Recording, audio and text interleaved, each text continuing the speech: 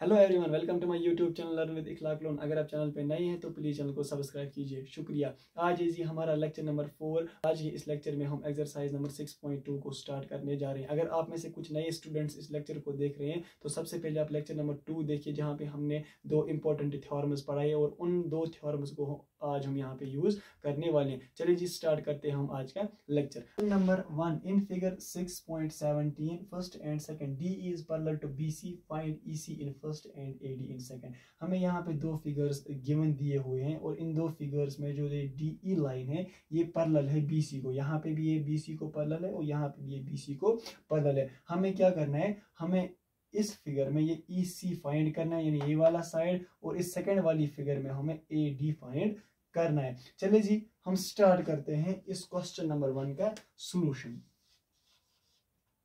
और सॉल्यूशन हम पहले फर्स्ट पार्ट का निकालेंगे, उसके बाद हम सेकंड पार्ट का निकालेंगे।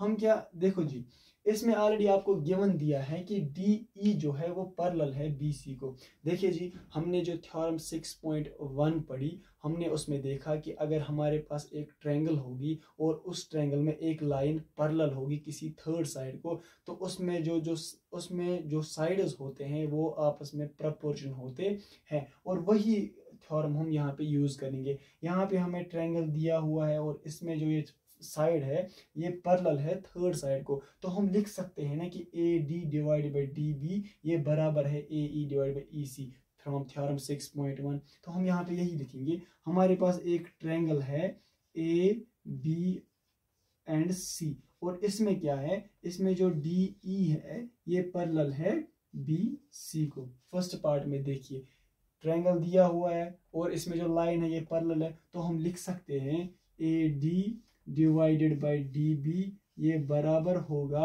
AE divided by EC। ये हमने कहाँ से लाया, बेसिक प्रोपोर्शनलिटी थ्योरम, क्योंकि बेसिक प्रोपोर्शनलिटी थ्योरम यही तो कहती है कि अगर आपके पास एक ट्रायंगल होगी और उसमें एक साइड पैरेलल होगा किसी थर्ड साइड को, तो जो बाकी दो साइड्स रह रहे हैं वो आपस में सेम प्रोपोर्शन में होंगे। वही हमने यहाँ पे लिखा, इन दो साइड्स का प्रोपोर्शन इक्वल होगा। ठीक है, तो यहाँ पे जो ये साइड्स आ रहे हैं इनका आप वैल्यू दीजिए। AD किसके बराबर है 1.5, तो यहाँ पे 1.5 आएगा डिवाइड बाई DB। यहाँ पे देखिए DB किसके बराबर है 3 सेंटीमीटर के बराबर। फिर है इज इक्वल्स टू, फिर है AE किसके बराबर है 1 सेंटीमीटर डिवाइडेड बाई EC को तो हमें फाइंड करना है, तो इस EC को हम ऐसे ही रखेंगे।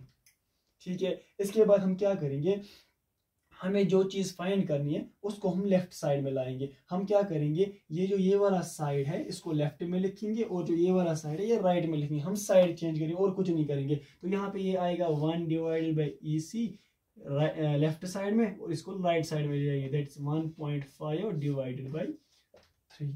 ठीक है, अब नेक्स्ट स्टेप में हम क्या करेंगे, ये जो EC है ये हमें डिनोमिनेटर में, हम इसको न्यूमरेटर में लाएंगे। तो हम क्या करेंगे, हम इस साइड का रेसिप्रोकल लेंगे। जैसे ये EC जो है ये न्यूमरेटर में आएगा और डिनोमिनेटर में इसके 1 आ जाएगा, और डिनोमिनेटर में अगर 1 होता है तो उससे कोई फर्क नहीं पड़ता, इसलिए हम इस 1 को कैंसिल ही करेंगे। ठीक है, इसके बाद है इज इक्वल टू, जब हमने इस साइड को चेंज किया तो इस साइड को भी करना है ना, डिनोमिनेटर को न्यूमरेटर में लेंगे और न्यूमरेटर को डिनोमिनेटर में लिखेंगे। तो यहाँ पे ये जो 3 है ये न्यूमरेटर में आएगा और 1.5 डिनोमिनेटर में आ जाएगा। तो 3 को जब हम डिवाइड करेंगे 1.5 से तो वहां पे आंसर आएगा 2, और यही वैल्यू आएगा हमारा EC का। EC इज इक्वल टू 2, और यहाँ पे क्योंकि ये जो वैल्यू दिया हुआ है ये सेंटीमीटर में दिया हुआ है तो ये भी 2 सेंटीमीटर ही आ जाएगा। तो ये रहा आपका पार्ट नंबर फर्स्ट का सॉल्यूशन। चलिए जी इसी तरह से हम पार्ट नंबर सेकंड को देखेंगे। पार्ट नंबर सेकंड में भी हमें क्या गिवन दिया है, एक ट्रायंगल है आपके पास ABC, और इस ट्रायंगल में क्या है, इसमें जो DE है एक लाइन वो पैरेलल है BC साइड को। ठीक है, तो अगर हम थ्योरम 6.1 को देखेंगे, थ्योरम 6.1 यही तो कहती है कि अगर आपके पास एक ट्रायंगल होगी और उसमें एक लाइन कट कर रही होगी जो कि पैरेलल होगी किसी तीसरे साइड को, तो जो बाकी दो साइड्स रह रहे हैं वो सेम प्रोपोर्शन में, यानी वो सेम रेशियो में डिवाइड हो रहे हैं, यानी AD डिवाइडेड बाई DB ये बराबर होगा AE डिवाइडेड बाई EC। ये रिजल्ट हमने कहाँ से लिखा, बेसिक प्रोपोर्शनलिटी थ्योरम। ये रीजन यहाँ पे लिखना जरूरी होता है। अगर आप बेसिक प्रोपोर्शनलिटी थ्योरम नहीं लिखोगे तो आप लिख सकते हो फ्रॉम थ्योरम 6.1। चले जी, यहाँ पे इन साइड्स का अपना अपना वैल्यू दीजिए। यहाँ पे ए डी हमें फाइंड करना है तो ए डी ऐसे ही रहेगा, divided by D B. D B कितना है 7.2। फिर इसके बाद is equals to A E कितना है 1.8 centimetre divided by E C कितना है हमारा 5.4। ठीक है, यहाँ तक आपको समझ में आया होगा। अब हम क्या करेंगे, लेफ्ट साइड को फिलहाल हम ऐसे ही रखेंगे। ठीक है, तो ये यहाँ पे ए डी डिवाइड बाई 7.2 ऐसे ही आएगा, इज इक्वल्स टू, यहाँ पे देखिए, यहाँ पे भी ऊपर भी जो ये नंबर है डेसिमल के बाद एक नंबर है, और नीचे डिनोमिनेटर में भी डेसिमल के बाद एक नंबर है, तो दोनों में जो डेसिमल है ये खत्म हो जाएगा। ठीक है, तो यहाँ पे अब 1.8 की जगह 18 आ जाएगा, 5.4 की जगह 54 आ जाएगा। एक्चुअल में जो ये डेसिमल कैंसिल होता है ना, ये मैं आपको यहाँ पे दिखाऊंगा। फॉर एग्जाम्पल हमारे पास है 1.8, जो 1.8 बराबर होता है ये होता है 18 डिवाइडेड बाई 10।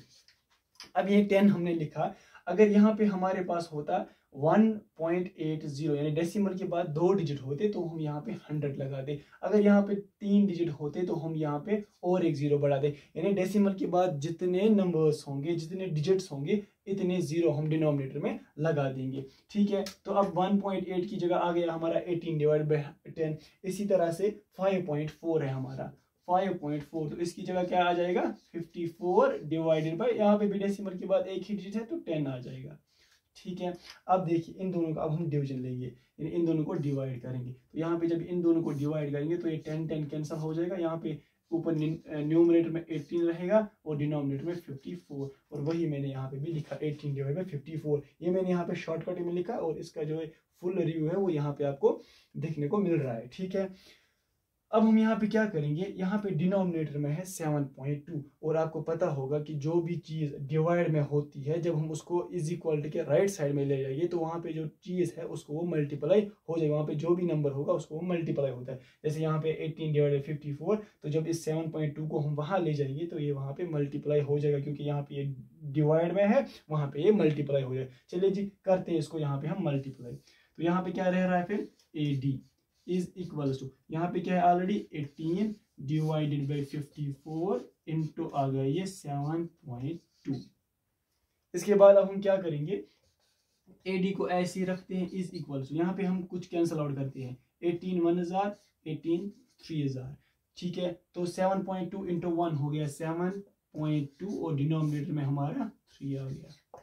ठीक है, तो यहाँ पे क्या करेंगे, हम एडी को ऐसे लिखते हैं इज इक्वल्स टू 3 1000 3 3 2000 हो गया 6, तो यहाँ पे 7 था, एक बचा तो यहाँ पे 12 बन गया, लेकिन यहाँ पे पॉइंट था तो पॉइंट लगा दिया, 12 आ रहा है तो 3 4000, यानी हमारा आंसर 2.4। लेकिन जो ये सेंटीमीटर में दिया हुआ है तो यहाँ पे भी ये सेंटीमीटर में आ जाएगा, और यही हमारा आंसर है पार्ट नंबर 2 का। और आई होप कि आपको ये क्वेश्चन समझ में आया होगा। अगर कोई भी डाउट हो तो आप मुझे कमेंट सेक्शन में पूछ सकते हो। तब तक के लिए बाय।